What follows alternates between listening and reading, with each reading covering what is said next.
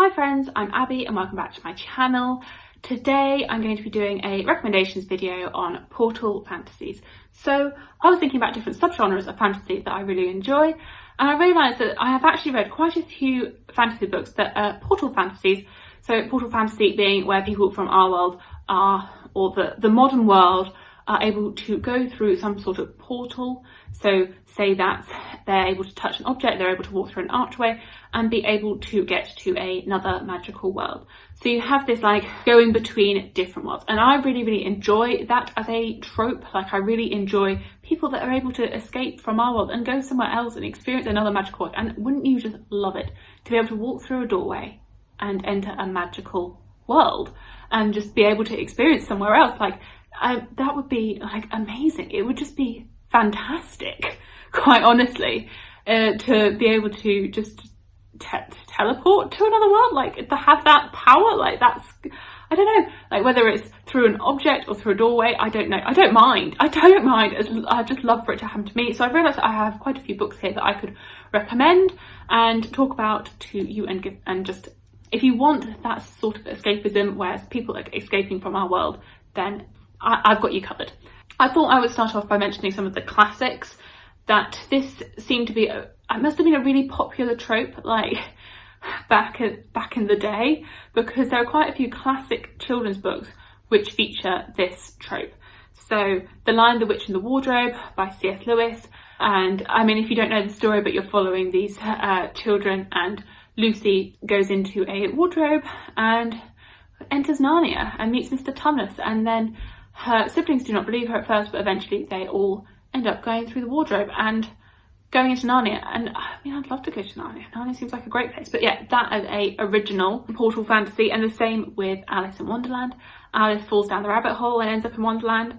And Wonderland seems a bit bizarre. I'm not too sure. I think I'd rather end up in Narnia than in Wonderland. That, and the same with Peter Pan. Like, it's an absolute classic. So it seemed to be like a thing for children's authors back in the day. I don't know what day, but like back in the past, that this was a popular trope that they were exploring. I don't know if it was an influence from like World War II, maybe. Like I know that C.S. Lewis was writing post World War II, so maybe it was a form of escapism that he wanted to be able to walk through a wardrobe and get to somewhere else and be able to escape from his reality. So maybe that was something that these authors wanted, that they wanted to get out of the real world. I don't know, but it seemed to be a thing for those sorts of books. Moving on to more modern books that I have really enjoyed with this trope. So The 10,000 Doors of January by Alex C. Harrow, and in this book you're following our main character January, and she has been brought up by a rather wealthy man, and her father is employed by him, but her father is constantly sent off around the world. You're following her throughout her life. He starts following her as a child, and as a child she finds a doorway in the middle of the field and walks through it and finds another world. Unfortunately, she comes back and doesn't stay there very long. But all these doorways to other worlds are being destroyed, and different doorways lead to different worlds. They don't all lead to the same world, but throughout our world, they lead to different places. And so you get to see these different worlds throughout the book. But these doorways are being destroyed. Someone is going around and just destroy them. I don't know why you would want to destroy them, because why would you want to destroy doorways to other worlds? But someone is in this book. And I really enjoyed this. I found it a really interesting story. And you also have you have a different timeline interweaved throughout it. I feel as though a similar premise to that, and has a similar-ish feel, because I think the writing style has some similarities to it. And again, with the plot, is The Starless Sea by Erin Morgenstern. I'll definitely compare these two books, so if you like one, then I think you might like the other. They have a very similar tones to them. I think I personally prefer The Starless Sea, but that's just a personal preference. And this, you're following a main character, Zachary, and at the beginning of the book he discovers a book in his university library, and this book is filled with short stories, and one of the short stories is actually a moment from his life, and this moment is where he discovered a doorway on his walk home from school, and he's trying to understand how this moment of his life has ended up in this book. So he's hunting down the source of this book and where it's come from and what it means, and you're following him just trying to understand what's going on here. The book is not very linear, it is following different plots as they interweave together. So you have Zachary's story, but you also have the tales from this book that he finds in the library interwoven throughout the story, and it's very lyrically written, it's very atmospheric, and I love that. I know this is a bit of a hard book to recommend because people either seem to love it or hate it, but I loved it, and I love the way that it's written, and I love that you're trying to piece together the story as it goes on, that it's not just this is what's happening, here's the linear plot. It's very like pieced together, and you will gradually understand the world, and you'll gradually piece it together, and you'll gradually get to the ending and realise what it all means. There is also a trope of a magical library in this, and I love magical libraries. If you didn't know, I have a whole video on magical libraries and how much I love them. So if you enjoy that trope, then I would definitely recommend this book. And I love that he can go through a portal to a magical library. Like, that would be like my favourite thing ever. Like, finding a doorway into a magical library. Like, who wouldn't want that?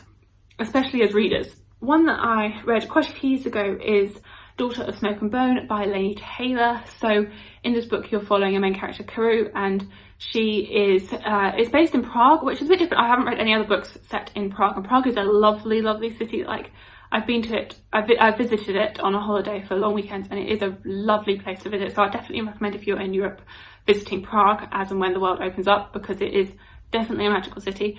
And so she lives there, and she's been brought up by these creatures called the Chimera, and she is able to go between a world where she is with them and then the modern world in Prague.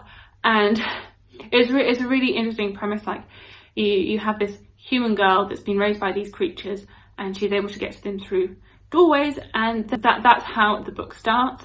I really, really liked the series, the trilogy. I mean, I read this back in like 2014, 2015, so I have very, very positive feelings about it. I think my feelings would be the same if I read it now, because I really like Laini Taylor's writing style, but take it with a little tiny pinch of salt.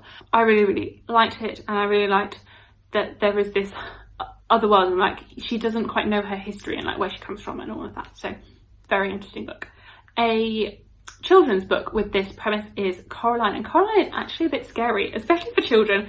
I watched the film before that I read the book. The book is by Neil Gaiman, and so you can enjoy it in both medias. Like, I think the film is a very good adaptation. I don't know if that's because I'm biased having watched the film before reading the book, but either way, you're following a main character, Coraline, and she and her family have just moved into this new house, and she discovers a tunnel that leads into another world where she has alternative parents and lives an alternative life, and it's better. Like, I guess her parents aren't giving her the attention that she would like, and so she feels as though these parents in the other world are able to give her attention and look after her and like give her all the sweet treats that she wants. But it isn't as nice as it all seems. So I really, really liked it, especially like the film and the book. Like, if you enjoy one, then you might as well enjoy the other. So, and I definitely recommend it, especially if you're after a slightly creepy portal fantasy. That I think it definitely fulfills that. And I feel with a similar tone to that portal fantasies that aren't necessarily like taking you to the best place. Like, a lot of these lead to portals that I would be very happy to go through, but I don't know if I'd want to be going through the portals in Every Heart a Doorway by Sean Maguire. And this isn't personally, I'm not a massive fan of the series. I've read the first 2 books and I'm not going to be continuing on. But when I was looking at portal fantasy recommendations, this series was so popular, and I feel like I would be remiss to not mention it. So although it's not my favourite, it is the favourite of a lot of people, and it is short stories. So I think the series, you've got books that are set in our world, where you have the characters that have been to that have been to other worlds, and they've come back and they've been put into this school for people that have all had similar experiences, and so they've all been to portal fantasies, they've all been to other worlds, and they've come back to our world, and they just want to get back into their fantasy world. And then you have other books in the series that are the characters experiencing their fantasy worlds and going through the portals. So you sort of have these timelines like interspersed together. I read the first 2, and I don't think it's for me. I don't know if it's the writing style, I don't know if it's the shortness of them, but a lot of people love them. So if you want to give portal fantasy a try, and as they're very quick and easy to read, then you could give the Every Heart a Doorway series a try. It's called the Wayward Children series. A favourite of mine is the A Darker Shade of Magic trilogy by V.E. Schwab. In this world, it is set in multiple Londons. So you have Grey London, which is our London, is where I live. Well, no, it's set in the past, but it's the London that we know. You have Red London, which is a London with magic, and magic is flourishing and thriving. And then you have White London, where magic is sort of killing the world and like draining it, and it's taken control. And then you have Black London, where the magic has completely taken over. The world has died because it's dead from magic. So I really enjoyed this one. You have characters that are able to cross between these different Londons if they have an artifact from that London. And so if you have an artifact from an alternative London, then you're able to cross between the worlds and like traverse them. Not all characters can do this, but you're following a main character, Kel and Lila and Rye, and I really liked the characters in this. I really liked the magic system. I really liked the people that are able to traverse between different Londons. I would love to be able to go to Red London and have that magic and just be able to experience that, but unfortunately I'm stuck in Grey London. Yes, I really liked the royalty aspect in this, that you are following some characters that are part of the royal family in Red London. I really liked Kel as a character. He has this coat which has like multiple pockets and multiple things in it. I liked Lila. People sometimes describe her as a not like other girls girl, but you know, I really liked her. Like, I liked her as a character. I didn't really care that she wasn't like other girls. Like, that is a trope that gets a lot of hate, but I don't mind, because I think all of us are not like other girls. We're all individual. We're all like, no one is the same person. So I don't really care if they're not like other girls, because no one's like other girls.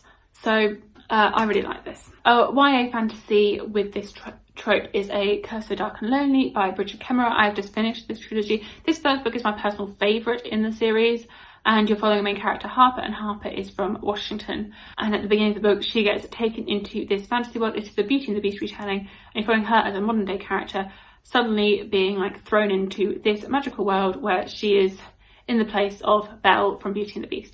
And I really like this. I really liked the way that Bridget Kemmerer interweaved like the modern society and Harper as a modern woman into this fantasy world and the like preconceptions of who women are, and that she wasn't the person that was meant to have been chosen to go there, that she just intervened and that's how she is taken there. I really like the way that the crossing is done between the worlds.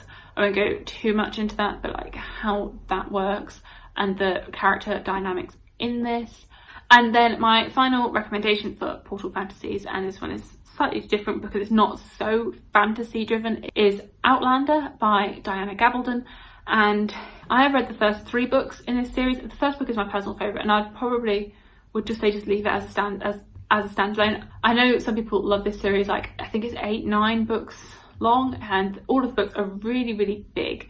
And I loved the first book. I absolutely loved it, but I found like the second and third book, it just got a bit too woolly and a bit too spread out and long. I would recommend maybe just sticking with that first one. It also has a really great TV show, so if you like it, then you can watch that. But yeah, I have owned the 4th book for many years and I haven't read it, and I don't think I will be reading it. I think I'm just happy to leave it the way it is. But anyway, first book, you're following a main character, Claire, and it's set post World War II, I believe. And her husband have been separated for many years, and so they're going on like their honeymoon to like reconnect and like get to know each other again after many years of separation. And so they've gone up to Scotland, and Claire ends up going through a stone circle and gets taken back to the 1700s in Scotland, where she's like just thrown into this other world. There's like the battles going on between the English and the Scottish at this time, and she meets a Scottish laird called Jamie Fraser, and romance ensues between them. I really, really enjoyed this. I really liked the historical influences in this book. I really liked the Scottish setting. I really liked the main characters. Yeah, it was a very positive reading experience for me, particularly that first book. I found it very compelling to read. It is quite long, but I just read it so quickly and really thoroughly enjoyed it, and thoroughly enjoyed the twists of the story and the way that it progressed. And it was really interesting learning about the Scottish history and how that like influenced the story. I didn't know that much about the battles between the Scottish and the English in the 1700s. I have Scottish blood in my family, so it was really interesting like thinking about how my family would have been involved in some of these conflicts and like where we would have fitted into all of that, like what our role was and stuff. So it was really interesting thinking about like my heritage and the Scottish influences and the Battle of Culloden. So that was really, really interesting for me, just on a personal level. But yeah, and if you like Sam Heughan, he is in the TV show, so that as well is a driving factor into watching the TV show. These are all of my recommendations for Portal Fantasies. If you have any recommendations for me, then please let me know. I think there's probably quite a few that I have not read yet. It seems to be quite a common trope that authors employ quite a bit nowadays. And if you are looking to read any of these, then I would love to hear your thoughts on them. Thank you so much for watching. Please like, comment and subscribe, and I'll see you in my future videos.